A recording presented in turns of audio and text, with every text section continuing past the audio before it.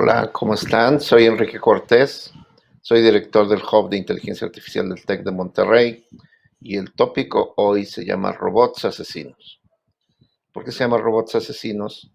Porque lo que tenemos que entender hoy como ingenieros o como estudiantes es qué puede hacer y qué no puede hacer hoy la inteligencia artificial. Y es muy importante entender lo que no puede hacer, por qué no lo puede hacer. Y por qué hoy sí es posible hacer robots asesinos, pero no como nos los imaginamos. Voy a compartir una presentación.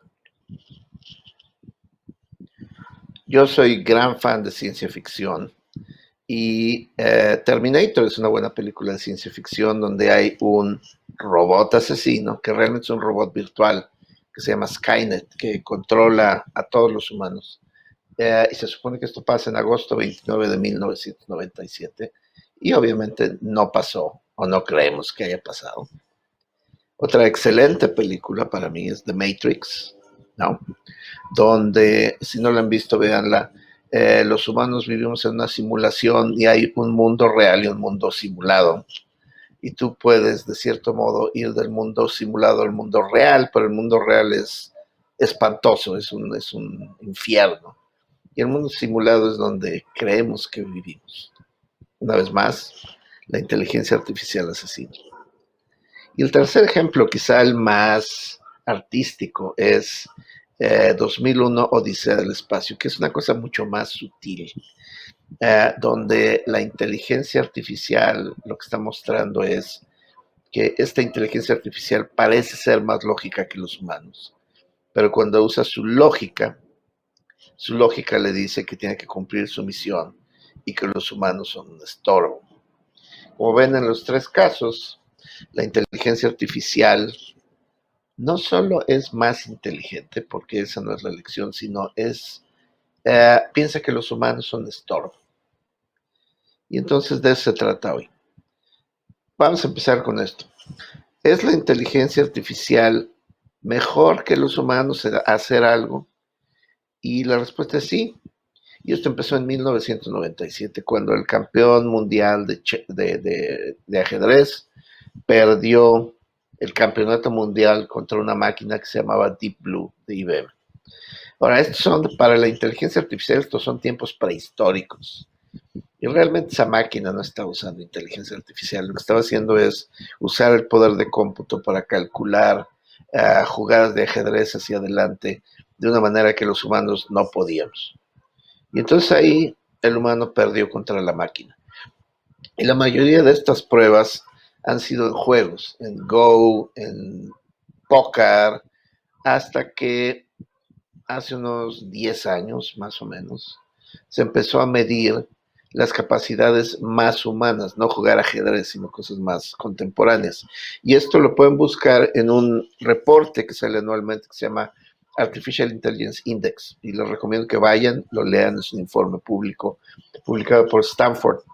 Y el Artificial Intelligence Index, entre otras cosas, mide la capacidad humana contra la capacidad de inteligencia artificial. Y les voy a dar varios ejemplos.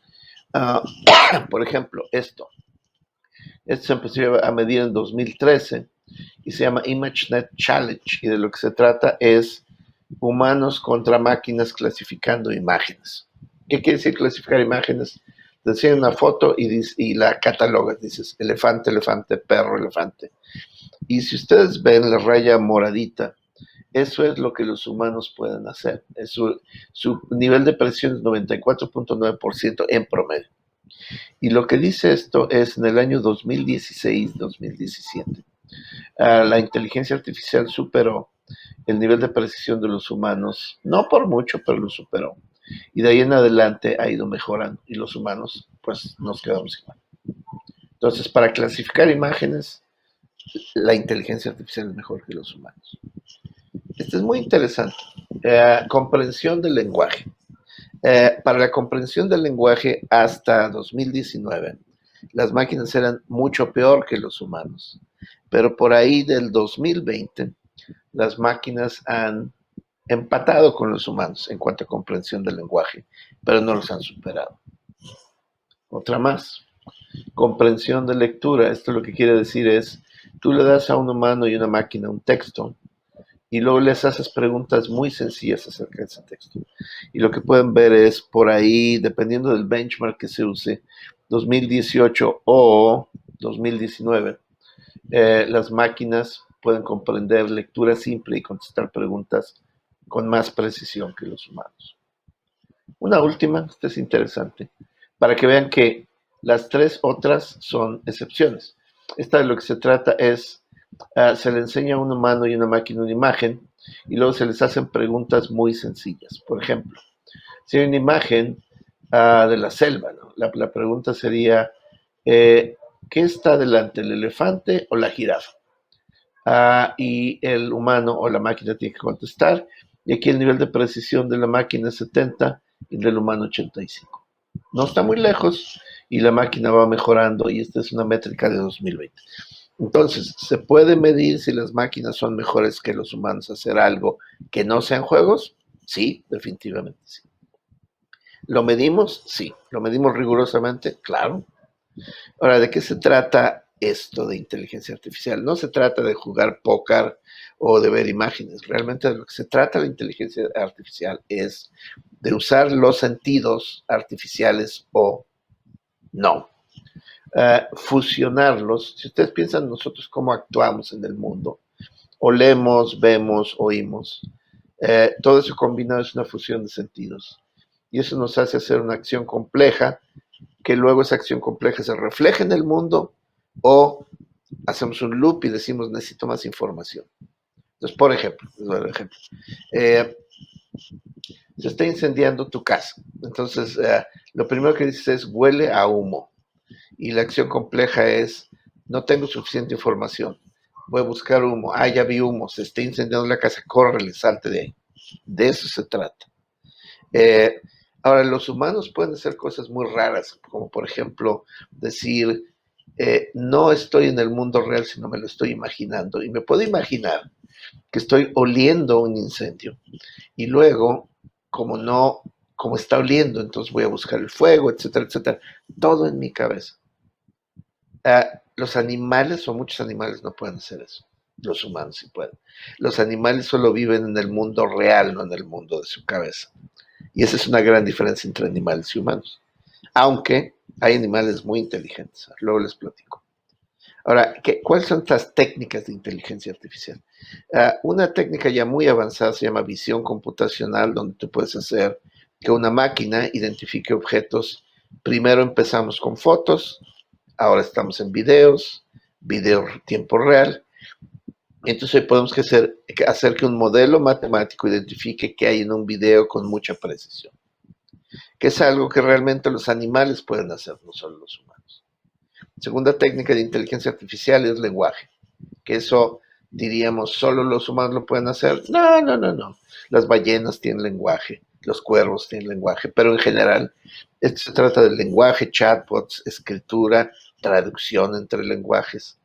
Y aquí el ejemplo es Siri o Google Translate, donde tú hoy puedes combinar lenguaje con visión, usar tu teléfono inteligente, apuntarlo hacia un letrero y obtienes una traducción en el lenguaje que tú quieras.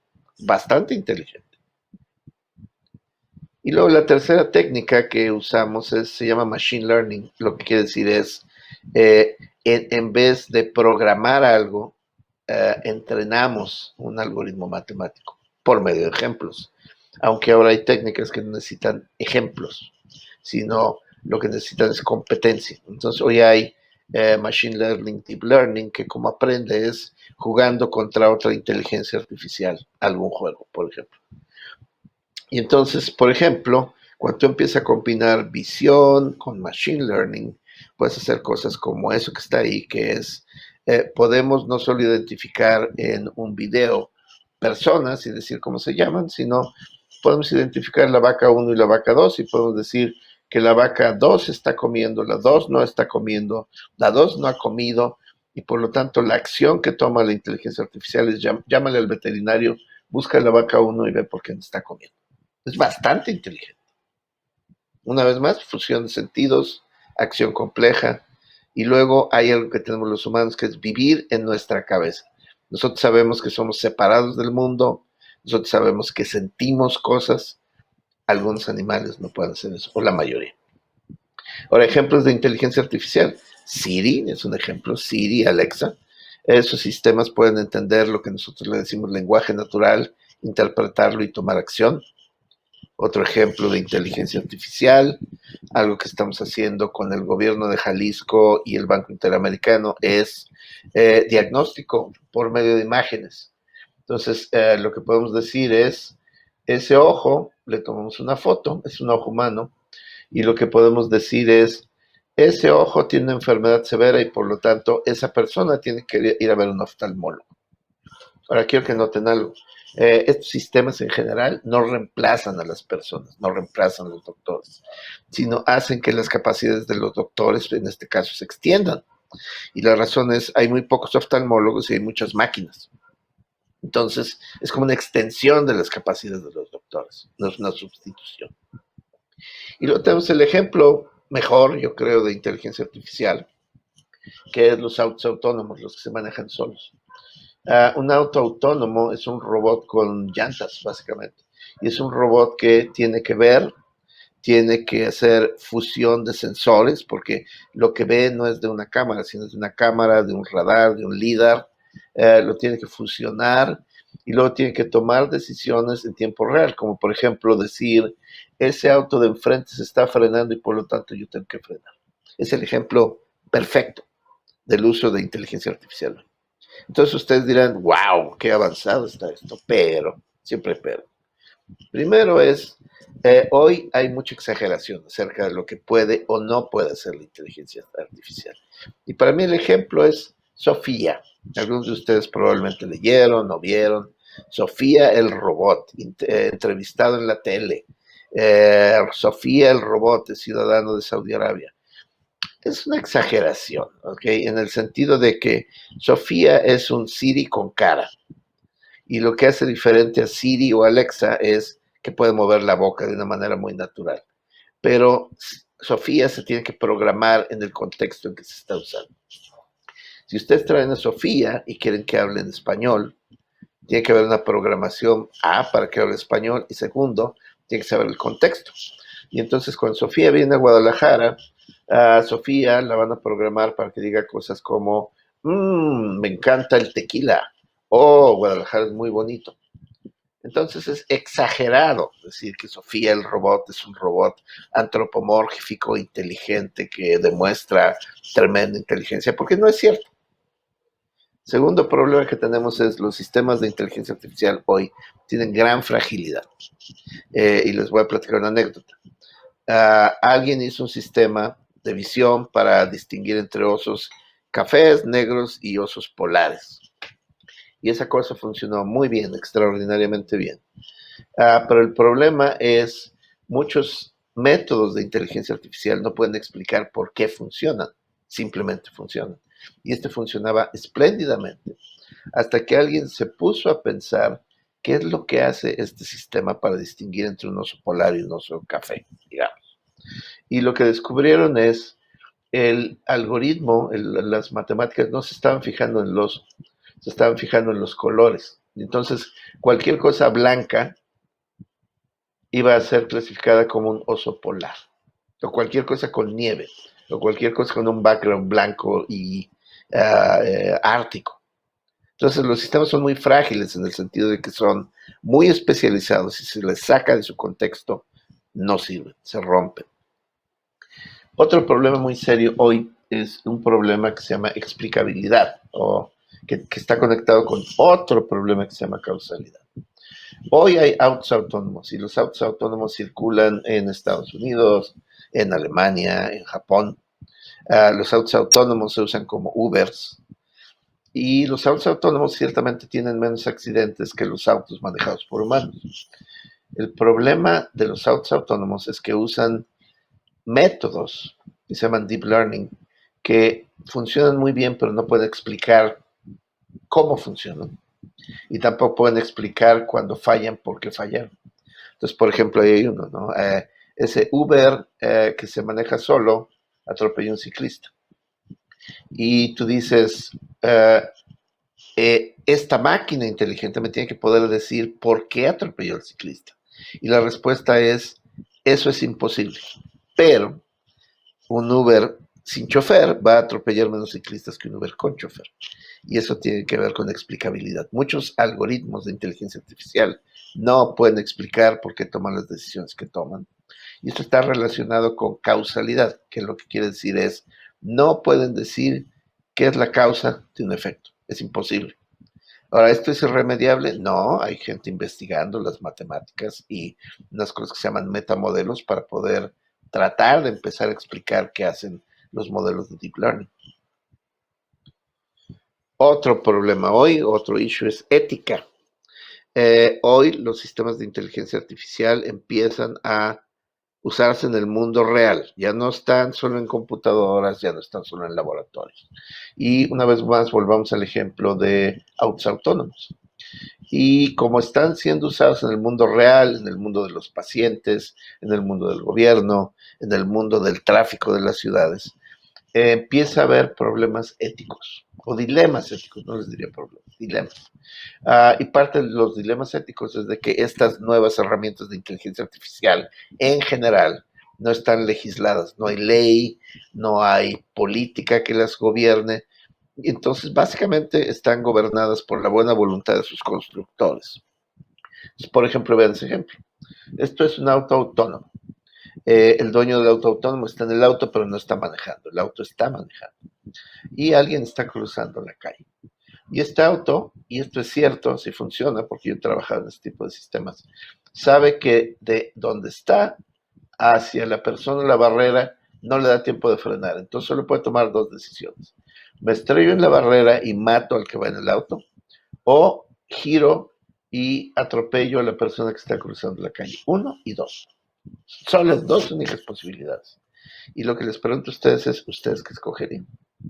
Y aquí hay todo tipo de respuestas. Hay personas que dicen, no, tiene que frenar. No, no puede frenar.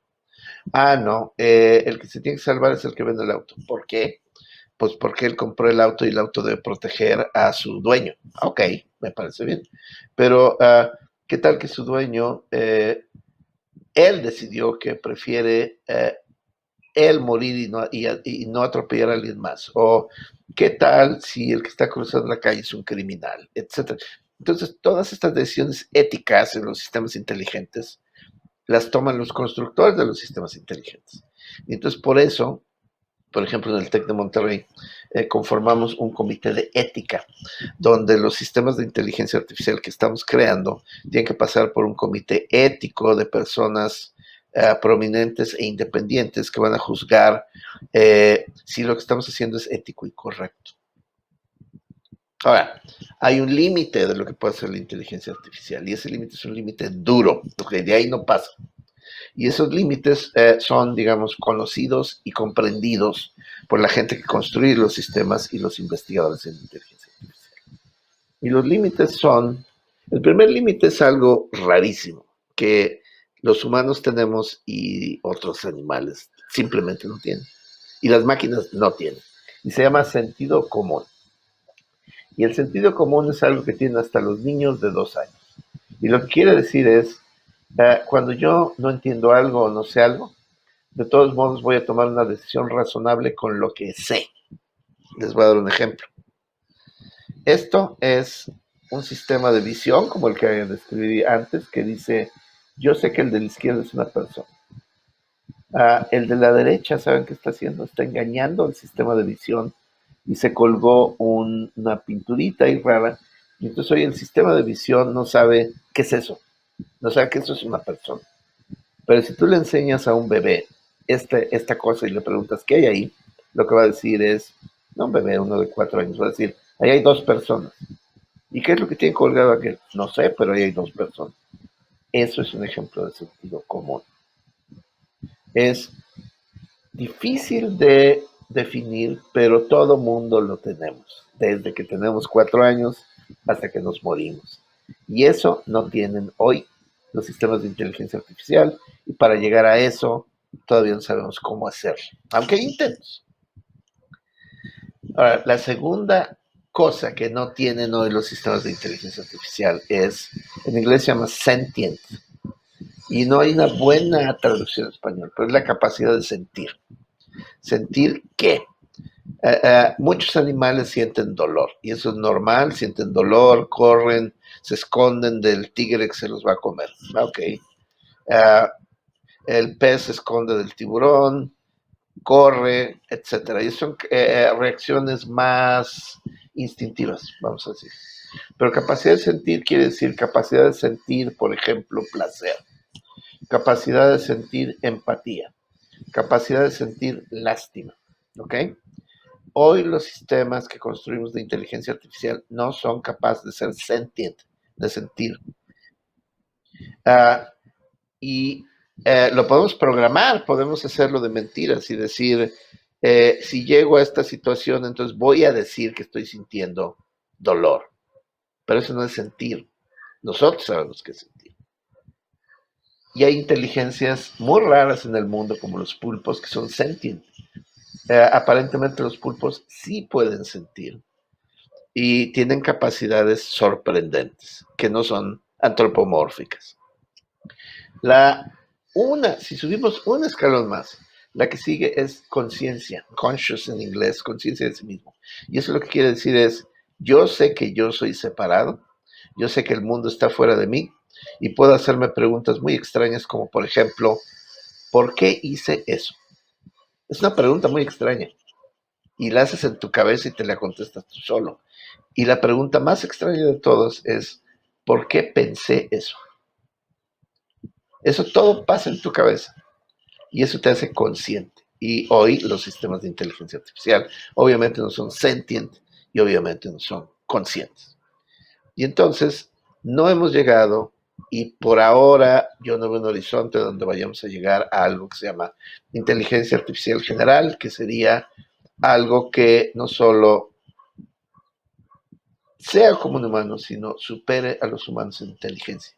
Y esto algunas personas discuten que tiene que haber una cosa que se llama embodiment, que quiere decir la inteligencia cuando sea muy inteligente. No solo necesita inteligencia, sino necesita un cuerpo como el pulpo, como los humanos. ¿Hemos llegado ahí? No. ¿Vamos a llegar ahí en mi vida? No. ¿En la suya? No sé. Yo creo que no.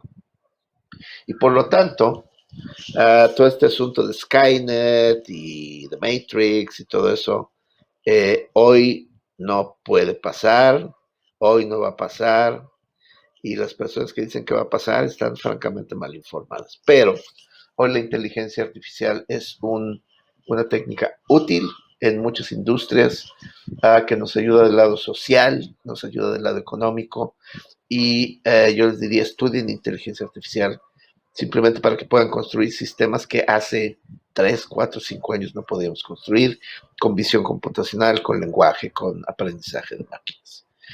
Y eso es todo. Como vieron, ya estudiamos qué puede y qué no puede hacer la inteligencia artificial, y mi consejo para ustedes es pónganse a leer, porque este es un tópico fascinante. Síganme en LinkedIn, y tenemos mi propio LinkedIn y tenemos el del Hub de Inteligencia Artificial, y vamos a lanzar un sitio web y redes sociales del Hub de Inteligencia Artificial del TEC de Monterrey. También les recomiendo que visiten un sitio, googleen lo que se llama FAIR, F-A-I-R, LAC, donde están varias cosas que estamos haciendo con el Banco Interamericano de Desarrollo y Jalisco.